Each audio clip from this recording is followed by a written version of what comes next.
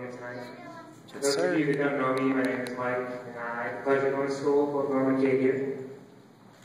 There comes a time in a man's life when he meets that special someone, his one true love, his destiny, the person that he will cherish for the rest of his life.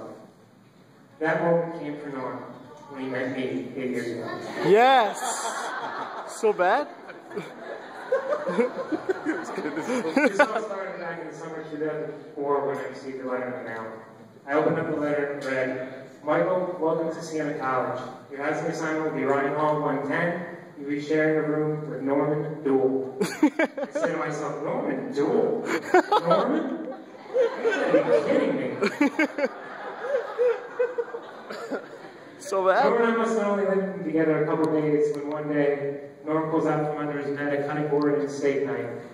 He sits Indian style in the middle of the room and starts cutting up some pepperoni and cheese. Which freshman has a cutting board and a steak knife under their bed?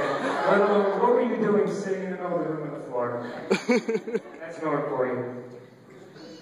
Time went on and Norm and I became a little bit more comfortable with each other.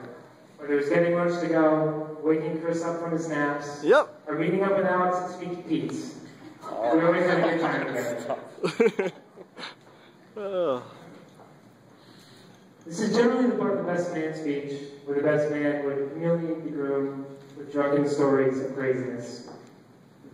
Unfortunately, while Norm was getting drunk and crazy all over Albany, I was in the library studying. Yeah, right. So I can't share with you those stories of humiliation, but I think a couple of guys back there can tell you one later.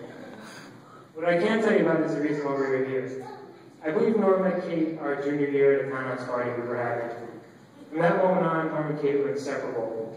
They were always on campus together and continued to stay together after college. Ironically, I think it's known Kate that well until after college. I used to go up to Albany and visit Norm, and Kate would always be there and be very welcoming. I got to know her a lot better. One of my most recent trips to Albany last year, Kate was actually away for the week on business, and I went up to visit Norm. So that week, Norm would call me up and say, "Geez, Mike, I'm miserable. I miss Kate. I don't know what to do with myself." And I'd say, "Relax, dude. She's gone for a week. She'll be back."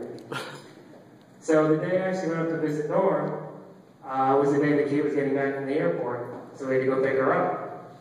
So Norm's all excited, can't wait to see Kate. So we drive up alongside the airport, and Kate comes out. Norm turns to me and says, "I love this girl more than anything." He gets out of the car and gives her a huge hug. I said to myself, wow. It was like time stood still. That's the reason we're all here today. Just that image of them hugging. By looking at these two, you can tell how much they mean to each other. Whether it's your wedding day or a Sunday morning hung over on the couch, you enjoy each other's company. Yep, so bad. Norm, it's an absolute honor to be here today, to be your best man. Unfortunately, though, I'm not the best man. The best man is this guy right here sitting next to Kate. Norm, I'll never forget opening up that letter 8 years ago, and I'll certainly never forget our talks in 110. I was scared to death to meet you that first day. Needless to say, that day I was given a friend for life.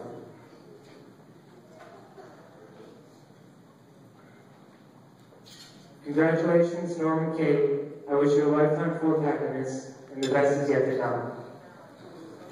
Cheers. All right.